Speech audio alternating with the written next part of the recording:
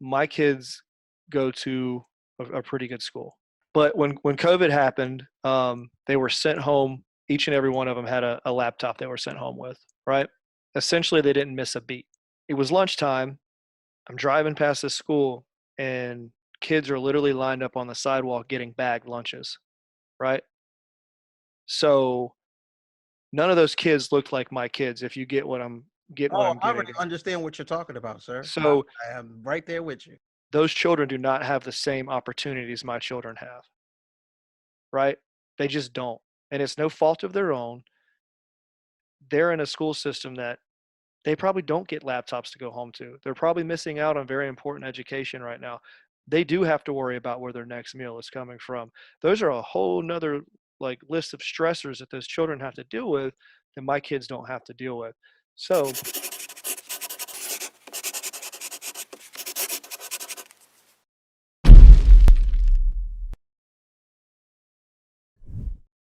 All right, welcome to another episode of Civil Disagreement. My name's Kevin Beers. I'm the host of the show, and to my right is Michael Green, the co-host. Today, we actually have a guest on with us. His name is Zach Nance. And just to give you a little background on him, he's 14 years active duty Navy. He's currently a senior chief in the reserves. He's married with 4 kids. I was going to ask you, what were you thinking? But apparently you weren't.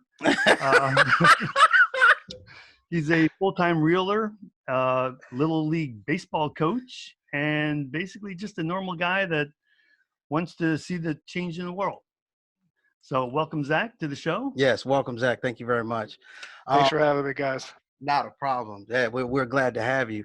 I can say that I want to put in there that I came across Mr. Nance on a Facebook feed. Somebody had put I don't know if it was uh, his post or another post that somebody put up. I don't know if it was a meme or a generic post about something that was going on about today's political situation. But what I had noticed was a person that I had served with was going in on him. Was literally going in on him. I mean, they were cussing him out. And so I understood where the anger was coming from, but I still wanted to give Zach some grace. We're frozen. Yeah. I wanted to give him some grace to more clarify his point, because what he was posting, it seemed like he was coming from a point where he wanted to understand what the problem was, or what our point of view was with whatever this person had posted. And so I found what he was saying very, very interesting, and I thought it would make for a good discussion for our podcast. And so I invited him. I guess he must have stalked us on Facebook and checked us out. And he said, yeah, I did. I stalked both of you. So that, and he ended up here, and here we are. So Zach, let's have you just tell your side of the story of what happened on that post. Okay. Piqued Michael's interest. So on that fateful day that Michael's talking about, there was a post, and what I saw was this, and it was at the WNBA was standing there before the game was in the back. Now, while I realized that being shot 7 times in the back is excessive, my question to the young lady who actually made the post was, if in fact Jacob Blake was accused of sexual assault, like came out, was accused of rape and accused of domestic violence, isn't it counterproductive to have the WNBA, who is strong for women's rights and women's movement, to protest for a man who has committed domestic abuse? It had nothing to do with racism or racist talk. I just wanted to, that was the question that I had, just to kind of get their perspective and their answer. And a few people actually cordial conversation, including Michael. And then I had a few people, or one person in particular, that was coming after my throat and Yeah. told me I had zero business speaking on that topic, that I needed to stay on my side of the street pretty much, and that my opinion, for a lack of better terms, did not matter at all. And I tried to engage the young lady who said her piece, and she really didn't have anything positive to say. But Michael, I don't know if you remember, after you and I spoke on the post, and I was like, hey, I would love to come on the show, like to find some common ground. She actually hearted the conversation between me and you. So Yes. maybe a little bit of it was like after she stepped back and realized that two people had a legit conversation without name calling and arguing, she was like, okay, well, maybe there's something to this. So I think that we actually did our job without even knowing each other that day by showing certain people that we can have a conversation without the name calling and the yelling and the shut the you know what up Yeah. stuff, right? Well, I want to honestly say that some of the discussion that we're about to get into, I want to say that it kind of affects all aspects of America right now. Whether you're on the police force, whether you're in the military, whether you're a civilian, whether you're firefighter, whatever. There is some aspect of your life somewhere where I would like to say racial issues are kind of either being discussed or impacting what you're doing. And Right. and I personally know the young woman. I've mentored her, or I've been fortunate to have her attention to mentor her. And she is, believe it or not, despite that post, she is uh, a stellar military member. She just got promoted. Um, and I think what I was getting from her was that was just raw anger, because and I'm not making any excuses. Um, it's just that I think people are tired of being disrespected based on race, and people are just Yeah, I agree. Everybody's kind of fed up right now. And out. and Yeah. and and I've said this before with I'm not a black man. I have no idea what it's like to live in your shoes, right? Hmm. Um, but if we don't talk and we don't learn from each other, then we're never going to move forward. And that's kind of what my goal was that day. And I think she just found somebody she wanted to take her frustrations out on, which and you saw I didn't come back at her. I No. didn't come back at her disrespectful or rude or anything like that. I just, all right, if that's how you feel, then that's how you feel. Yeah. We ended up talking. She said, "Is he going to be on the show?" And I'm like, "Yeah, he's going to be on the show, like for real, for real. He's serious." And she was like, Yeah. "Okay, yeah, that's good." She was like, I was kind of," and she told me, she's like, she just wasn't trying to hear it that morning. No. I think you were not the straw that broke the camel's back. I think that happened like two people before you, because you know how mean Facebook can be. So that's what happened. Yeah. Hey, that's fine. You know what happened? It sparked conversation. So there's good that came out of it at the end of the day. So I'll take it. So what's the Okay, so let's get into a couple definitions. I'll let you define them as I go. Okay, and Zach, if you want to jump in on any of this, feel free. Got it. First of all, racism and being a racist. okay. So basically, in my own words, what racism would mean to me is basically the uh, your inequality or unequal treatment or judgment or anything of that nature based on race. Okay, so that's just what that means to me. But I want to make sure that we make a clear distinction between being a racist and somebody displaying racist behavior because they learned it from somewhere or they were taught it from somewhere, but don't know why they're doing it. Um, Racism shows an actual mindset or an intent. Racist behavior does not. I can teach somebody to do something that's racist and they won't have any racist intent behind it. They're just doing it because somebody told them to do that process or that situation that way. And even though it might be racist behavior, that person is not racist.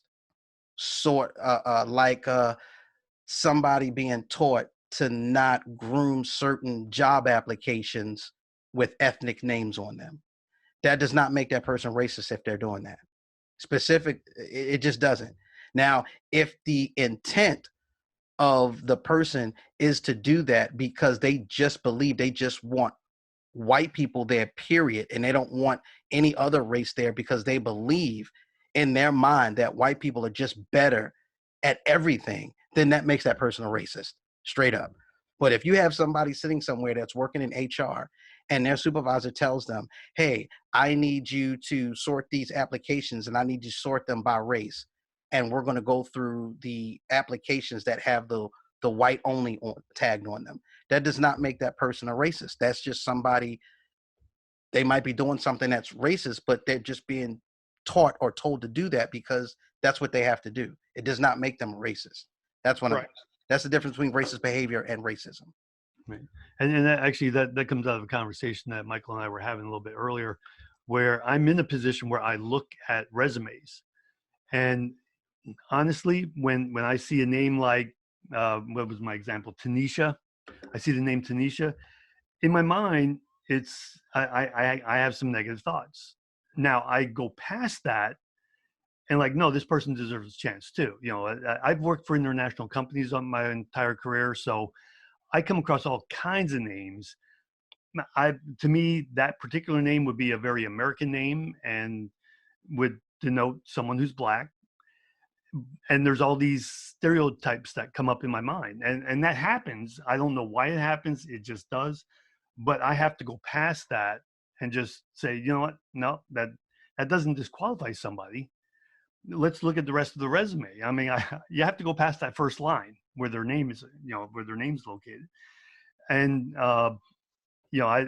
so I like to think I've never acted on those thoughts, but I can't, that the thoughts happen. And that's probably learned behavior, as Michael was saying.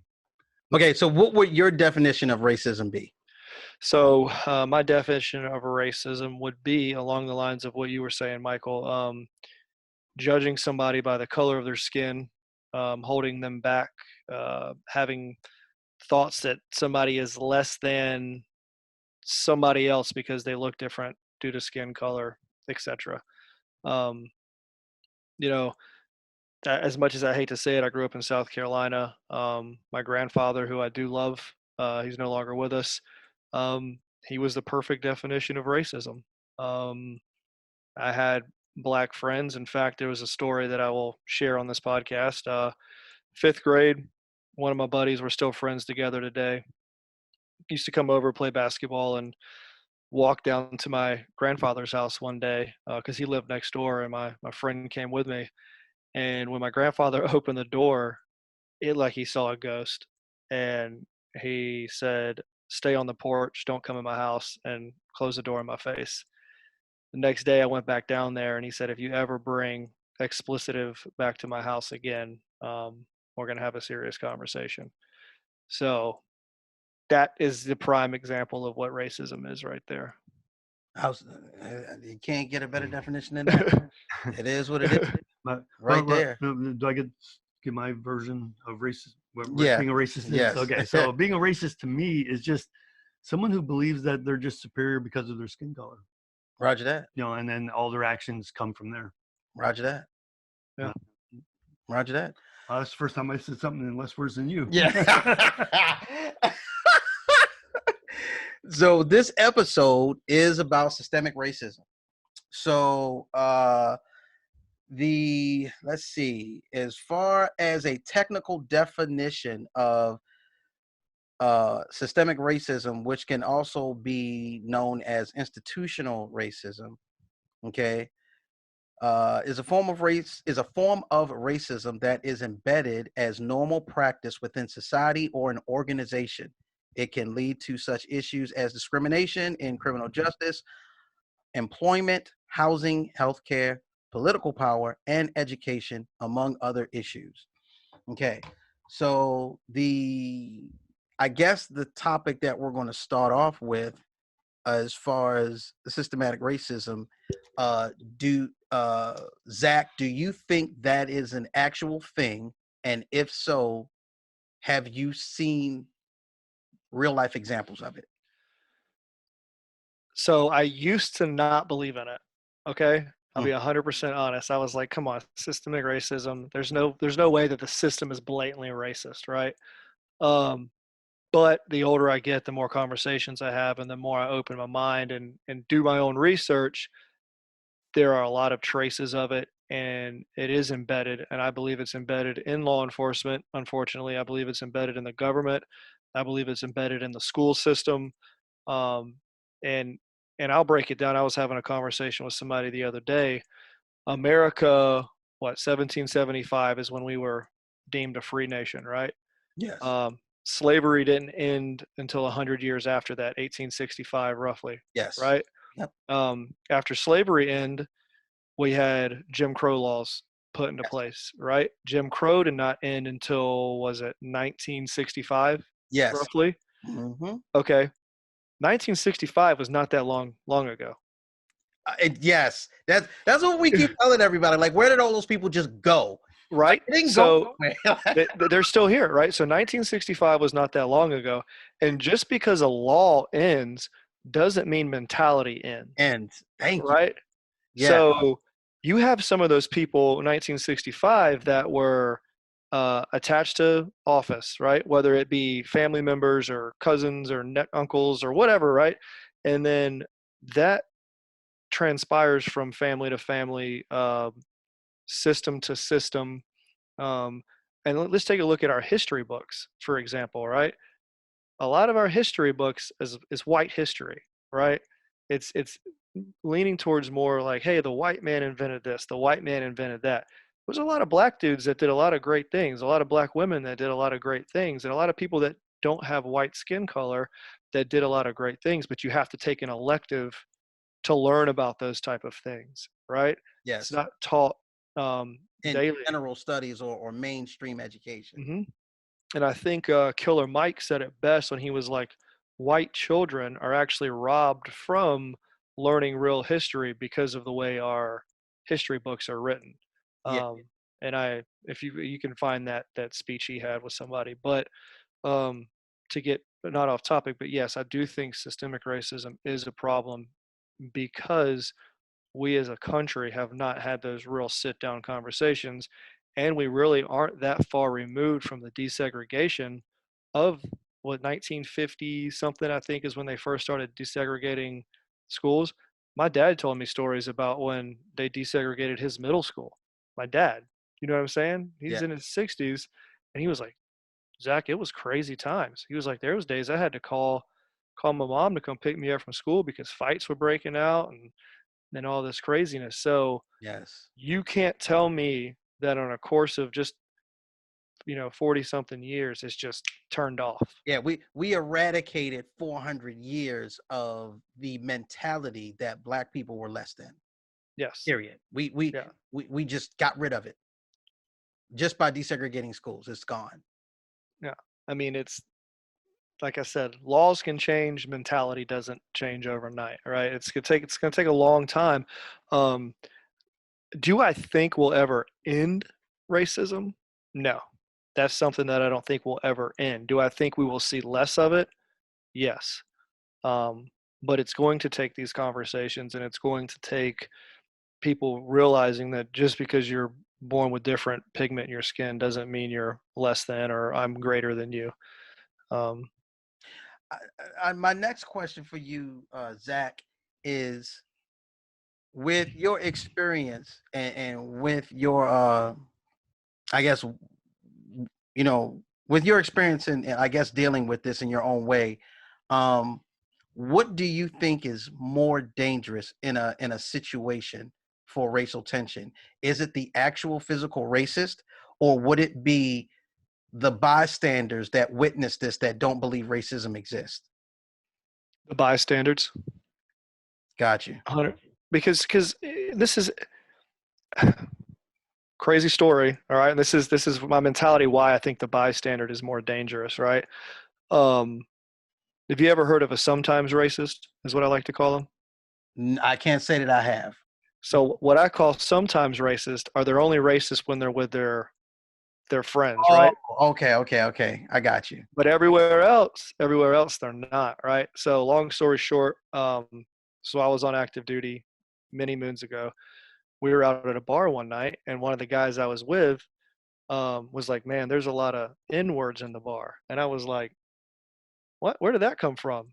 And so he started getting like 10 feet tall and bulletproof after he got a few beers in him. Yeah. Um, For those of you that don't understand that term, that's a military term. To all my Marines and soldiers out there, we definitely know what that means. yeah. So he was like, "You got my back if something goes down." And I was like, "No, I don't have your back if anything goes down." I was like, "Because you're being really reckless right now." And I was like, that's not who I am. So I call it that's a sometimes racist, right? So like he'll go back to work on Monday and he'll be like, "Hey, what's up, Michael? How you doing? Did you have a good weekend? Blah, blah, blah." But then on Friday night when he's with the boys, he's back to the Got you. then so I got that's why I think the bystander is more dangerous because if you are a full blown racist, I would rather know that up front. You know what I'm saying? Like if that's who you are, then be who you are. But don't sugarcoat it and don't hide it. So I know and everybody else around you knows that, hey, that's who he is. Leave him alone. If you don't like it, leave him alone. If you don't support it, hey, that's that's his choice, unfortunately, right? Yes. Um, but yeah, I think the bystander is the one who is more dangerous. But I also think the bystanders sometimes don't really know where they fit in, right? For example, there could be a lot of people in small southern towns that don't agree with the Confederate flag and don't agree with the KKK and don't agree with these racist ideologies, but everybody around them does. So they're afraid to speak up because if they do, then they're going to be outed by their own community. And that is a danger in itself right there. Yes. Mhm. That was we've talked about that some too, where uh, just knowing uh, through this podcast alone, if I do change one of my thoughts on from the discussions we've had, how many of my friends am I going to lose? And Yes. It is funny because I I'm so glad we have this platform that we're doing this on, and we want to invite more people to speak on certain social issues, not just racism and race all the time, but just other social issues, like women empowerment or women in the government, things that you know things like that. Um, but I found that Kevin has the position to be literally like just attacked, period, over the littlest thing. Like nobody is engaging me. I've got more engagement from a gentleman named Zach Nance than any. Well, I'm not gonna forget about you, Monty. I see you out there, and and I'm gonna call the pastor out. yeah, Your pastor, yeah, he gave me some engagement. He shared some of my posts. Thank you, Pastor. We're gonna shout you out. But other than that, they come for Kevin. I don't know where it's like these people are waiting around the corner and they're just shining a light on a specific thing that he posts and they go, there it is. You're racist. Like, dude, did you read the whole entire post? Like, what are y'all waiting for? Like that, I think that's crazy. Like they're really Well, like you're waiting for like one keyword in a sentence to jump out on this man's post and call him a racist. Like, stop. and that to me too is and Kevin and I had that conversation. I think it was last week. Like as a white dude, there's a lot of things that I want to speak up about, but I reserve myself for that exact reason because it takes one person to take it the wrong way or one person to take it out of context, and all of a sudden you racist, you have no idea what you're talking about. Stay out of our community, Yes, you know what I'm saying? when I met you that day. Yes. Yeah, yeah, and it's like you you want the problem to end and you want the solutions to be there, then you have to be willing to take a step back and answer those questions, have those conversations without just automatically throwing that word racist out.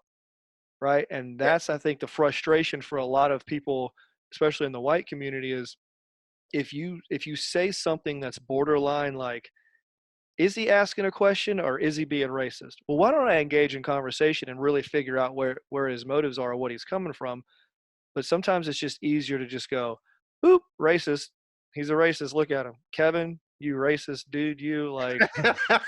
Yeah, they come for I- Kevin, man. well, I believe I've made it in this world now because I have actual trolls who Yeah, they, got trolls. Yeah. they actually watch like every single post I make. As soon as I say something that could be taken the wrong way, they within 5 minutes their comments are on my post.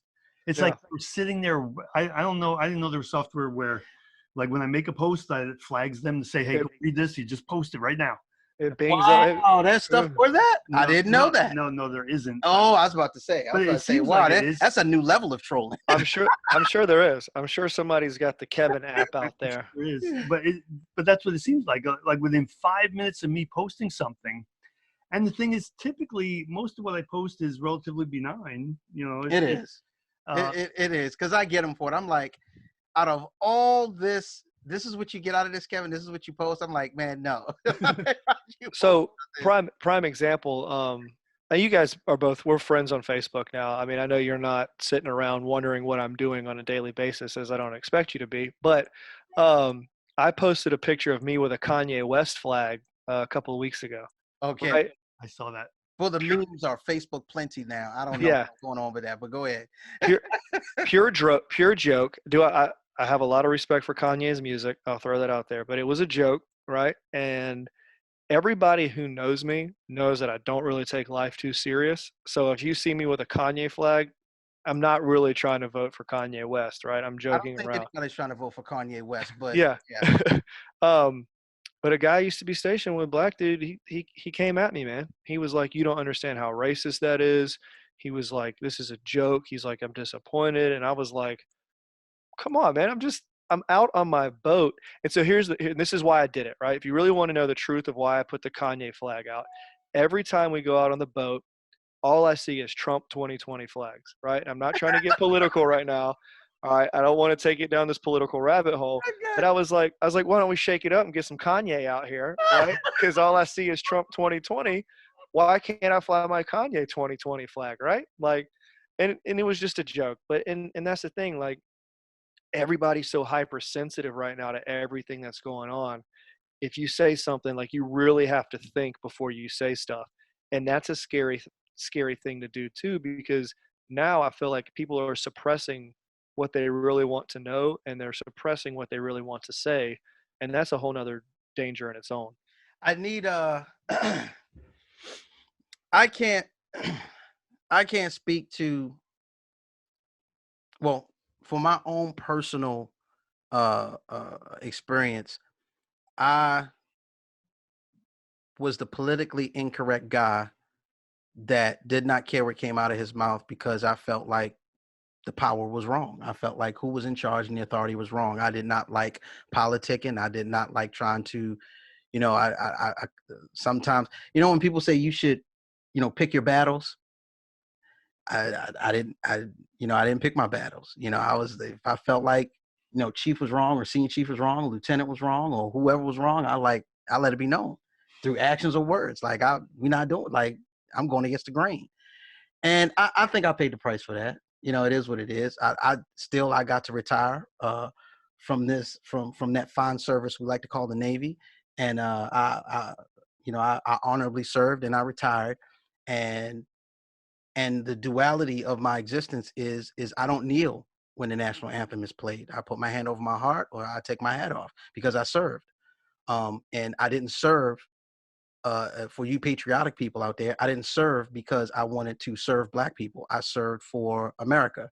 That's who the service is for. This country, America, for the Trump supporters, for the Biden supporters, Obama supporters, whatever. Handicap, the black, white, Chinese, purple, green, kids, women, men, everybody.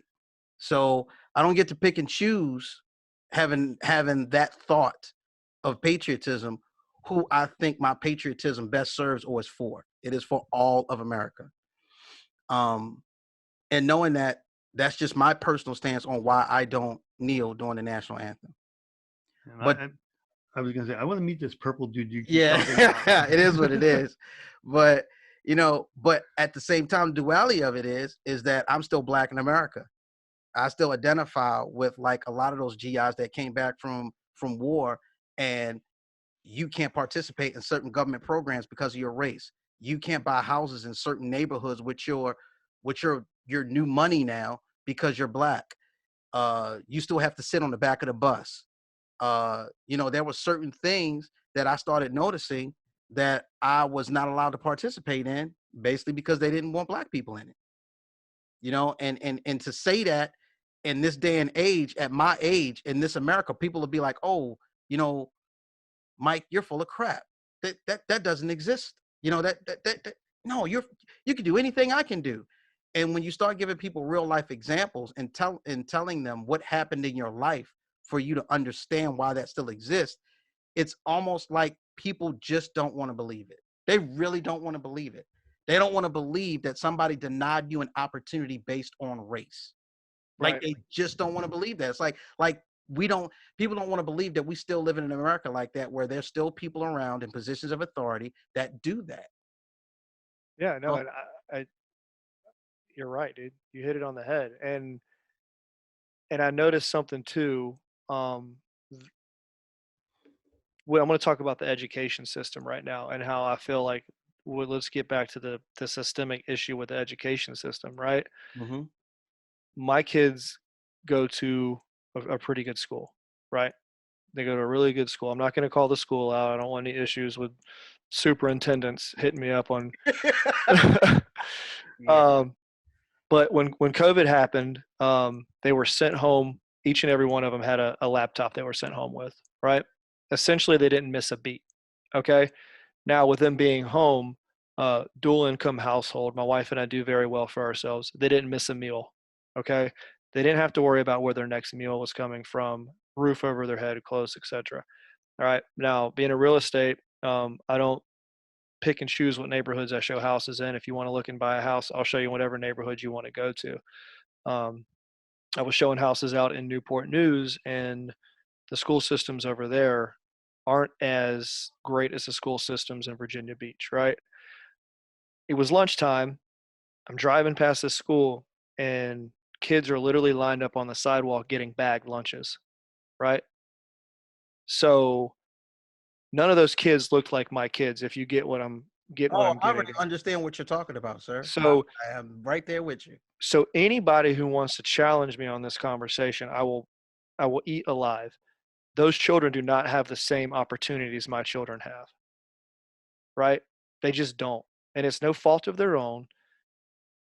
They're in a school system that they probably don't get laptops to go home to. They're probably missing out on very important education right now.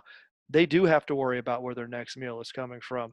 Those are a whole nother like list of stressors that those children have to deal with that my kids don't have to deal with. So fast forward 10, 15 years, my kids are education is probably going to go here where their education at some point, because of the funding that they have in their inner city schools and because of the caliber of teachers they have and whatever, their education might not be as great, right?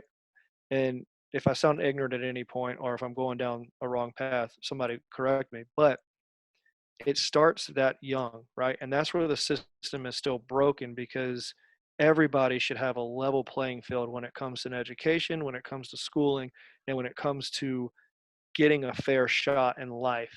And some people just don't. And it starts there. I definitely want to tell you that I did some research, just like everybody else, Killer Mike, David Banner. I mean, any other civil rights activists that looked at that understand the history of their people. When you look at the infrastructure of these neighborhoods, and again, if let's cancel politics. Let's take the mayor, the superintendent, and any political situations out. Let's just talk about the responsibility of the parents and the neighborhood. You know, what does they take a village to raise a child? That type of mentality. Pull yourself up out of bootstraps and all the rest of that good stuff we like to hear. Let's talk about that. So if the good jobs and the good income is in your community, in your churches, in your schools, your PTAs, if all the good income and good jobs are in that area, what are the minimum wage, low level, job holding? If they don't come to work late, they work their job every single day. Hotel service industry, any menial labor, anything that does not take a certification or some kind of skill set to do. We all know those jobs. Okay, baristas at Starbucks, that kind of thing. Okay, uh, uh, uh, uh, what kind of what kind of hope can a community of people that make less than $35,000 a year do at a public school? What are they supposed to do? You know what I'm saying? So what Zach is talking about is there's a reason why there's some kind of government subsidy or some kind of government intervention to help those kids go further. Now, we're not going to talk about welfare because that's a whole nother issue and all the rest of that other stuff. But at the end of the day, there has to be something to give these group of people a opportunity to be great in America, like the children that live in Zach's community, because it's not these children's fault that their parents don't make $75,000 a year, or the household income in their house is not $125,000 a year. That's not that child's fault. So what would be, I don't understand the problem with what Zach is talking about. And so the opposition to that is, oh, well, those people shouldn't have had children, or, it's not our fault that they have deadbeat dads. I've heard all kind of excuses, which are kind of like borderline racist, but you understand where I'm coming from. If it's not the deadbeat dad thing, it's the um um I've heard excuses like, oh, all they want to do is just have children and not work and be on welfare. And that's why the kids are in the situation that they're in. And at the end of the day, it's just not true. I mean, you have to understand, when it comes time for people to get jobs, you're going to work with what you easily can find. So back to the systemic racism thing, if you have people that are unwilling to hire you because your name is Tamika, Tamika Wilson, oh, we're going to go past this application, oh, then you see, you see Laura Strawhill. Oh, okay, we're going to put that in the good pile. We'll interview her. So you went past Tamika and didn't even look at her credentials or anything because it just says Tamika, but you're going to interview Laura just because it says Laura. Like, see, and it happens though, and people don't, like you were saying earlier, Michael, people don't want to admit acknowledge that happened. that, and it does. Yeah. It absolutely does. Yeah. And that's just one of the things that we're just trying to, again, nobody wants a handout. A lot of this stuff is not about handouts and trying to say that somebody is better than the other person. We just want the equal opportunity. That's it, to be just as great. And so my question, Zach, to you is within the whole definition of systemic racism. Do you think Black people in today's society are truly, truly free and equal as their white counterpart? And this is what I mean by that. Okay. And I'm not trying to like steer you into the wrong question or anything like that. I mean exactly what I mean. Like, if a 25-year-old Black man and a 25-year-old white man went to apply, uh, uh, for a job at Merrill Lynch, okay, do you think that, and I hate to throw Merrill Lynch out there, but it is what it is, but do you think they're both on equal grounds when they enter into the interview process for a company like that? Not just that company, but a company like that within their race. Do you really believe in your heart, in this country, in this day and age, that both those men have an equal chance of gaining that job? No. Okay. Do you want to explain why? Or People still have prejudices, Michael. And as much as we want to say that most people are good at heart, sometimes you can't erase those prejudices. You know what I'm saying? So even if the HR person or the person doing that interview, you know, sees two men, same age, different skin color, something in them might be like, you know what, I might want to give a shot to the black guy, but I think I'm going to go with Steven over here instead.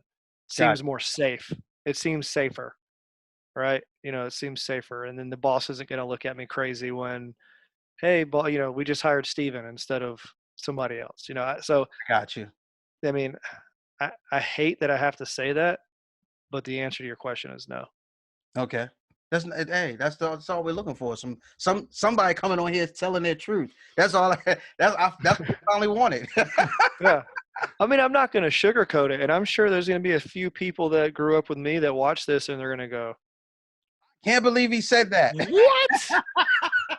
Cancel him! Cancel him now!" That's our last episode. That was our last episode. Yeah.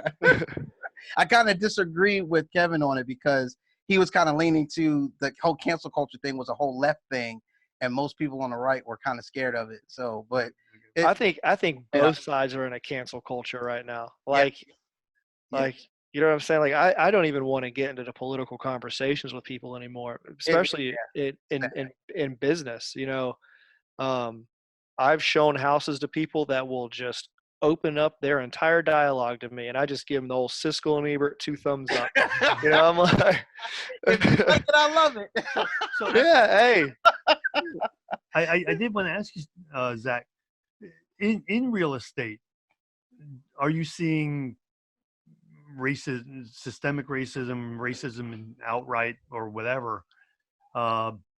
Just like, you know, do you have, I don't know how much you want to say, but do you have clients that basically say like, no, I want to look in this area because there's blacks in the other area? Or yes, I mean, here we go. This I didn't mean to get you excited. Yes, Michael, because this is a pointed question. How me and Kevin came up with the whole idea for this platform and everything was I asked Kevin a question one day.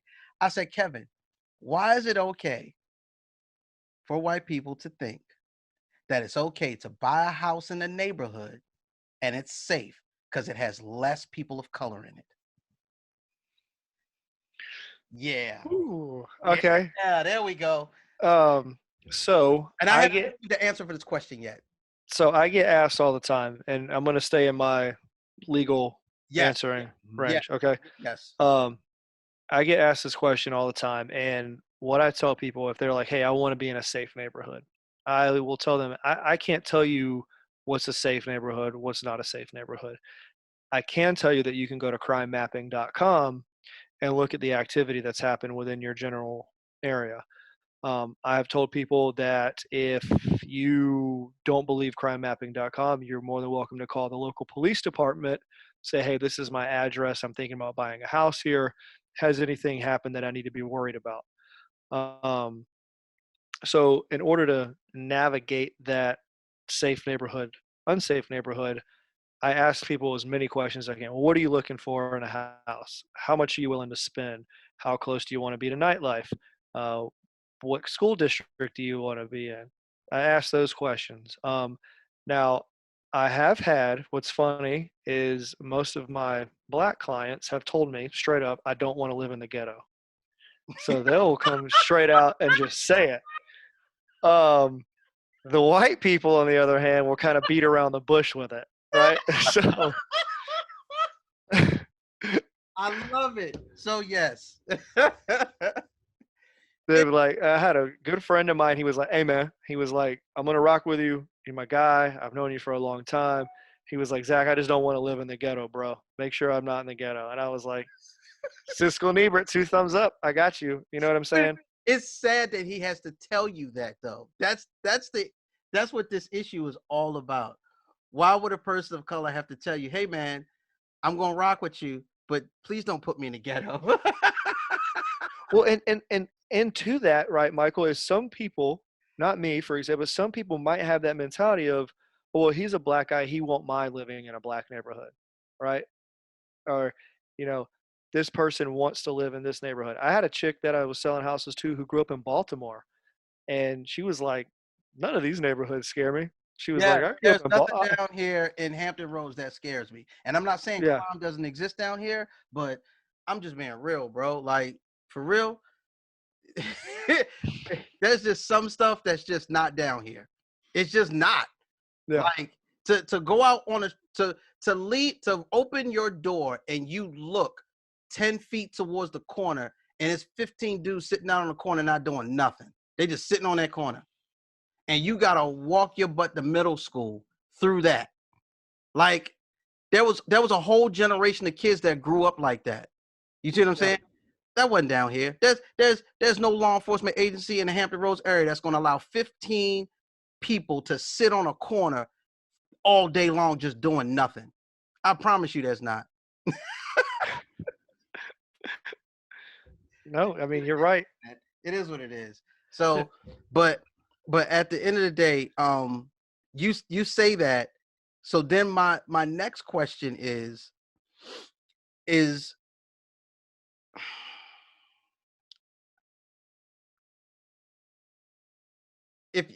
you believe that systemic racism is a thing, how do you feel about, I guess, the okay, let's say you have a conservative person of color and they are, when I say a conservative, I'm talking about they're truly a conservative. They vote Republican and everything. Okay. And they don't believe that racism exists because their resume and everything about them says that, they're not a victim. I hear that a lot from Black conservatives. They're not a victim.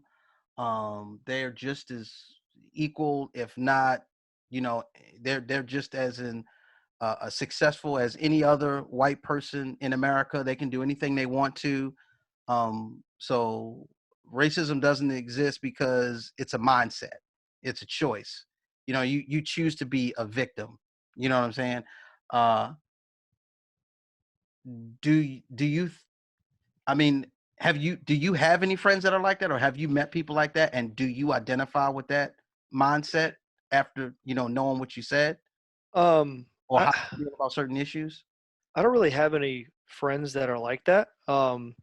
Most of my friends, we're on the same page with the whole Gotcha. systematic racism thing. I do, and this is what I was telling Kevin last week, that I do think a lot of it still is somewhat of a mentality as far as the victim mentality and like I'm gonna succeed and do what I want. Some people that say, "Hey, I'm gonna succeed and do what I want. I'm not gonna let anybody hold me back." That's a powerful mentality to have, Mhm. right? Some people in this world, and I don't really care what color skin you are, a lot of people have this mentality that everybody's out to get me or I have to work harder than everybody else. And that's a dangerous mentality too.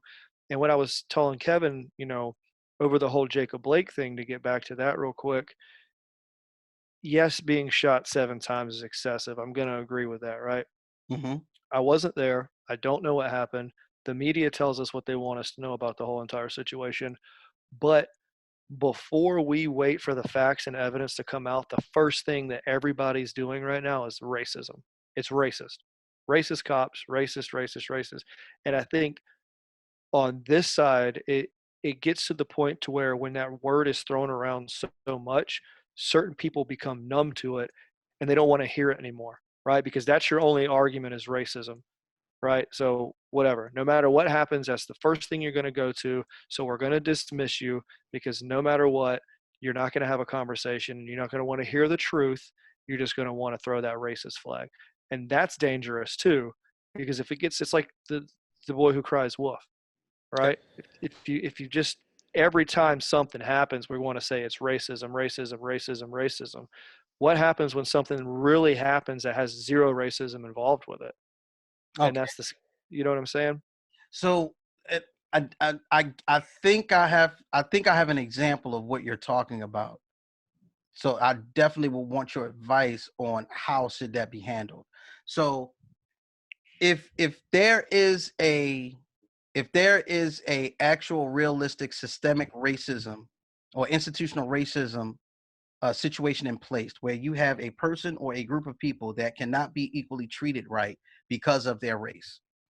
Okay, the authority that's in power has the ability to change or to at least politic or put something in place to help those people that feel like they're being unequally treated. Like there's something that can be put in place. All we have to do is sit down and discuss it and try to figure out a way. But it's not being put in place because for years the people that are being mistreated have been screaming racism because of the systematic racism. So Right. I think that is what you're describing right now. And I think that's where America is at right now. So if everybody's tired of hearing the word race or somebody being called a racist, even though, people are tired of being mistreated because of their race, because they know they're being mistreated because of their race. It's nothing else. So what do you think a solution is to get from the people that are tired of hearing the word racist and for the people that are tired of being mistreated because of their race? Like, how do we get to a point where, these discussions can be had? Because obviously the political powers that be now do not want to have that discussion for some reason. Right. Yeah. No, and it's a double-edged sword, right? So Yeah. like I got your question, and like you said, like if it's always being said and always being said, some people stop believing it. But then if we stop talking about it, then it kind of goes back into the back burner again. I don't know, man. Like I don't know. I don't know what the solution is, and um there was a police officer that came out not too long ago and said, I joined the force to make a change, but you can't make a change in a force that's already has their system set in place, right? Yeah. Because if you're that one police officer that's like, hey, officer whatever is doing illegal stuff or he's not treating people right, and you file that up to the chief of police or whatever, now you have a target on your back. Now you're the cop that's rattling the feathers. So it's like, if you can't fix it within, how do you fix it on the outside? And that's Yeah. Well, that's not how I was taking what you were saying. For me, and this is a very minor thing, but I, for me, when Obama was in office, and I would say, hey, I don't think that policy Obama is putting out there is right, and it's automatically you're a racist. You don't like his policy because you're a racist.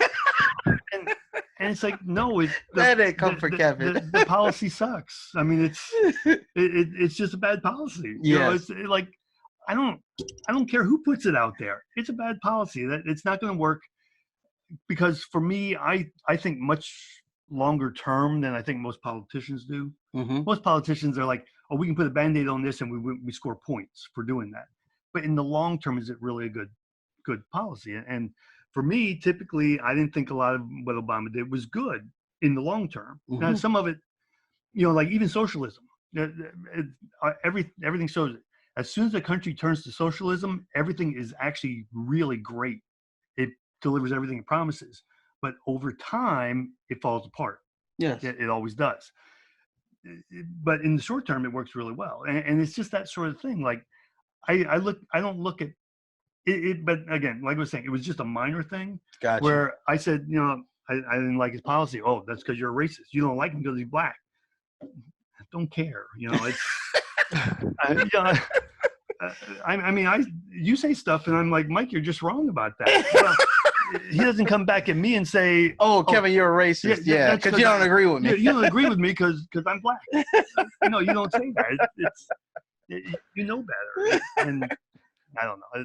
And Facebook, actually, Twitter is even worse, because Twitter's like a mob just waiting for a cause to come along. Oh man. Yeah, but Facebook is going that route right now too.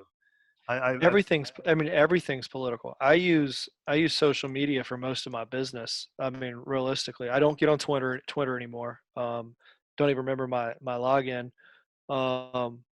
TikTok has gotten to the point to where it's straight politics now. Everybody's got an opinion. Facebook, everybody's got an opinion. I think the only source that it hasn't fully ruined right now is Instagram. Well, because you can But I only mean, post pictures. right. I mean, you can post videos, but nobody wants to hear you talking. They want to see other stuff. Mm-mm. Yeah. Yeah. Um, but yeah, man, it's crazy. And I posted a video last week, 2 weeks ago.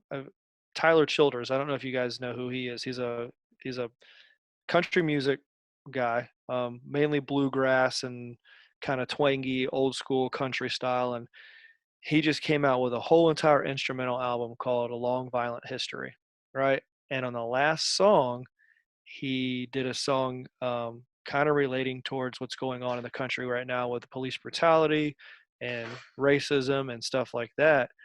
And I guess a lot of his fans were extremely upset about it or didn't know how to take it. So he did a video explaining, you know, if if we could put ourselves in their shoes, right?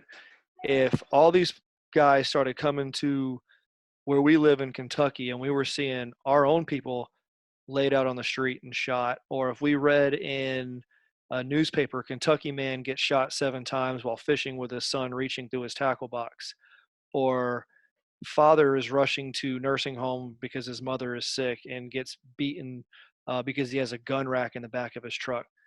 How long would it take before we as white ruler Americans would come down armed to the teeth going, hey, you got to stop doing this to our people?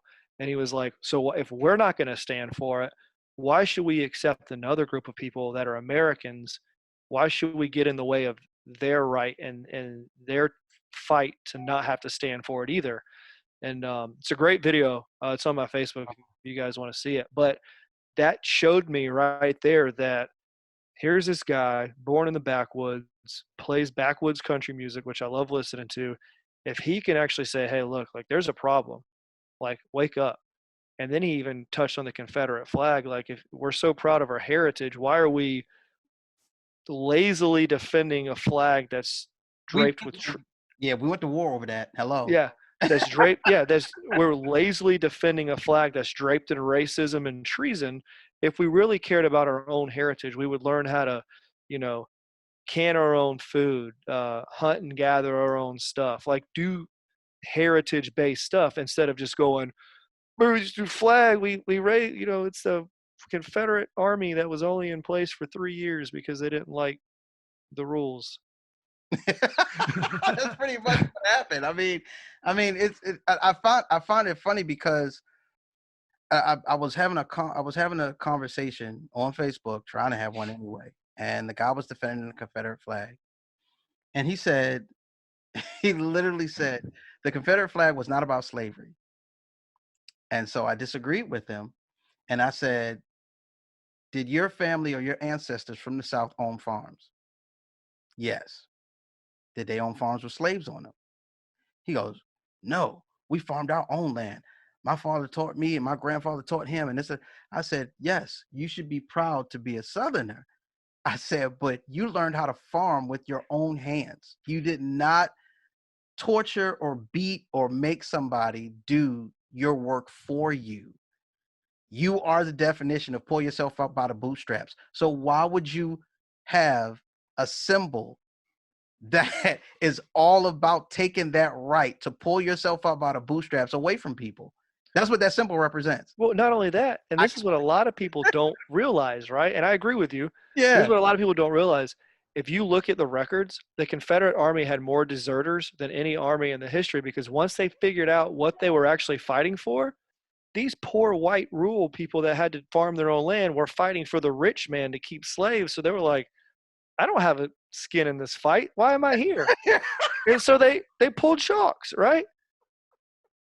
They pulled But shocks. yeah, They're like, I'm not fighting for this anymore. I'm not going to die because this dude wants to own other people. Come on, man. that's basically what it was, and because it didn't benefit them in the slightest. No. And so it's just like I said, I got crickets from that guy. Um, it is what it is. And just like I asked a lot of people that are racist, I'm like, hey, keep that same energy. I'll talk to you. I'm not going to sit in here and just try to call you a racist, on the show or anything like that. But if you think that the Confederate flag is cool and you think it's nothing wrong with it and it represents the best of America during that time period, I invited people. Why don't you come on the show and talk?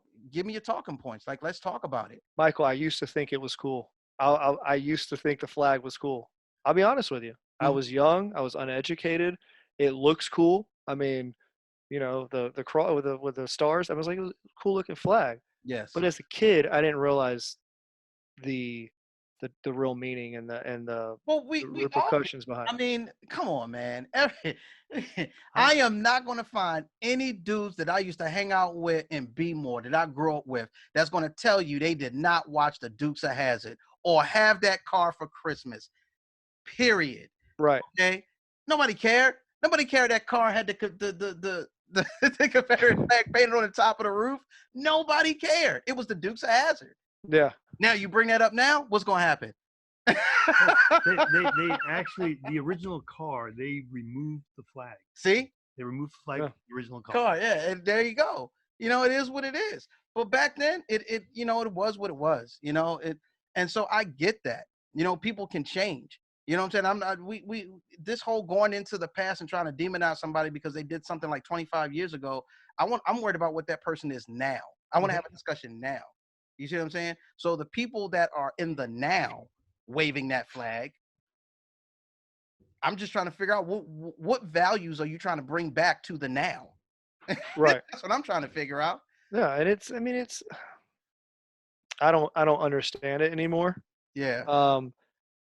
When they removed it from the Capitol building in South Carolina a few years back, I was kind of like, man, I don't know how I feel about it. But then, like anything, when I don't know something, I talk to people who aren't me. I do research and I try to get a general consensus of, does this affect you? Like, Michael, does that affect you that I'm walking into work and waving this Confederate flag? And if you're like, hey, man, Zach, it kind of does, and here's why, then maybe there's something behind that. Maybe that's important to kind of sit back and go, man, maybe my actions are affecting another human being. Like, let Yeah, me, it was I can honestly tell you when I first got into the I know a lot of people probably don't want to hear this, because it's probably going to sound unpatriotic, but I mean, it's just my truth. Okay. And what ended up happening was when I first joined the military, I was in the Army. Got into the Army, did my boot camp, and then I went to my AIT or my school for my job. All these pick 'em up trucks with Confederate flags in the back. And I'm like, wow. And it was on base. mm-hmm, And you're sitting there looking at that and you're like, okay, as long as they don't come for me, I'm good. So finally, I do my little stint with the Army and then I get into the Navy. In the Navy, I get into what we like to call a technical rate. So I started working on jets, aviation electronics. And so you had a higher ASVAB score than I did. yeah. So now what people don't understand about the Navy or the military in general about technical rates in the United States of America were literally dominated by white males. Period in the story. Okay. You did not find hardly anything other than white males in all the top tier of the technical rates in the military. Okay. And when I say I'm talking about across the board, I'm talking about like crypto tech, anything dealing with electronics.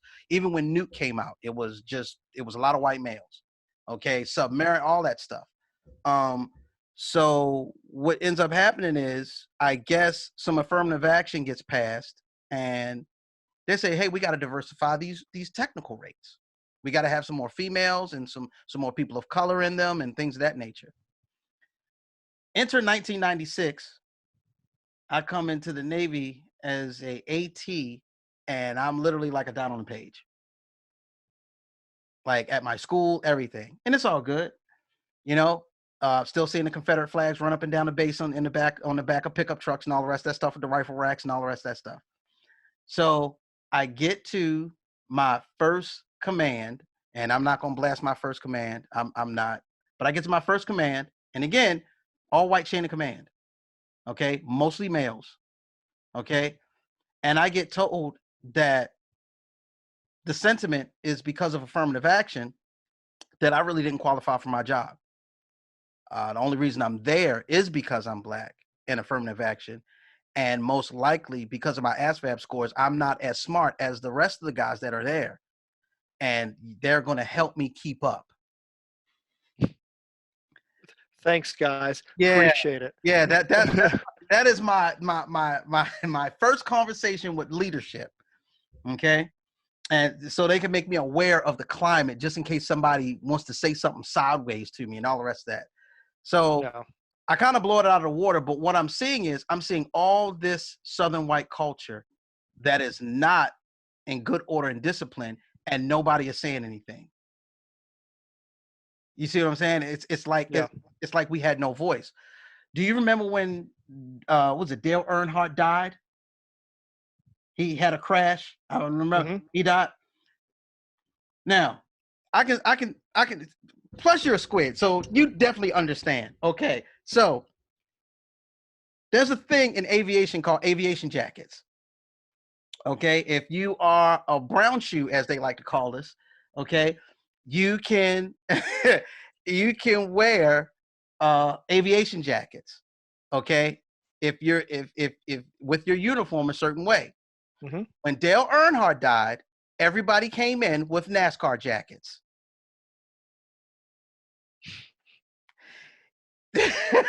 You're laughing because you know it's true. You can't make it up. You can't make that up. In uniform. So, Bro, if you would have done that today, thank you. Shipmate, about face. Yes, thank you. So you have all these people of color that are coming into work, that work in different departments, looking at these people walk around in uniform in NASCAR jackets, and nobody is saying anything. Mm-hmm. Nobody is not saying anything. And we're looking at each other like, hold on, we're getting written up for having our hair out of rags, for having our ears pierced, even though we don't have earrings in them. We're getting written up for all these minor things, but half of the command is in uniform with NASCAR jackets on because a NASCAR driver died. And everybody was just gonna everybody was just gonna and everybody just okay with it. And that right there let me know that was my first real deal with systematic racism. Like straight up. Like we all knew that we had no representation in authority. We knew right there. And there was nothing that you could tell any of those sailors at that time, in that period, at that moment, that the Navy, that you were equal in the Navy. You had just as much opportunity to do anything else that everybody else had, because we watched you. We watched you do that and say it was okay.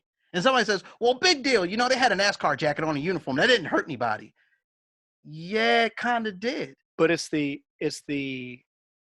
point, and it's the principle behind it. Right. Yeah. And I know what you're saying. Like, I get it. Yeah, man, that's crazy. That's crazy. I do remember when Dale Earnhardt died, but you don't want to know how old I was when he died. You might get mad at me. Wow, man, for real? I was in the 8th grade when Dale Earnhardt. Oh my God, are you serious? Yeah. God, I'm old. I was 4. Whatever. Okay. Coolness, man. Okay. Well, hey, great conversation today, Zach. Glad to have you on. Maybe we'll have you back again for something else. Yes, definitely. Really enjoyed the conversation. I guess going forward, what we basically want to say, if you like this video, share it. If you didn't like the video, share it anyway. Your friends might like it. You're sticking to mud, I guess. No, just put it out there and join the conversation. Leave your comments. We want to know what you have to say. Again, leading up to this particular conversation, I heard Mike say several times, I'm going to ask Zach these questions. Like, are you threatening to go after this guy? But as you can see, that it was just a conversation. And I think, well, hopefully we're all walking away from this knowing better where things are. leave us with a much better explanation. So yeah, leave your comments. Again, and have a conversation on our Facebook page, have the conversation on the YouTube page. We don't take comments on the website right now, but you can see full episodes there. But just have that conversation. The only thing we don't allow is personal attacks. Yes. If you personal attack, we will take it down. And we definitely want to shout out Mr. Zach Nance, who is our host. What area are you operating out of as a realtor, Zach? All the Hampton Roads, man. All Hampton Roads? Yeah, and I don't want to plug the company in there because I want to keep that separate. But if you do want to talk about real estate, you find me on Facebook. Or you can find me on Instagram at @the_running realtor. There we go. Running realtor. Hit my man up. Yeah, definitely. Okay. And anything else you want to add there, Mike? No, I'm good. Anything you got to add, Zach? Hey guys, this was fun. I really appreciate it. We had some good conversation. And if you take anything away from what we talked about today, just be kind to people and just ask questions and just to try to get to know everybody. So that's all I got, man. I appreciate it, fellas. Okay, Roger that. Thank you. Great having you on. Okay. All right. And we are out. Peace.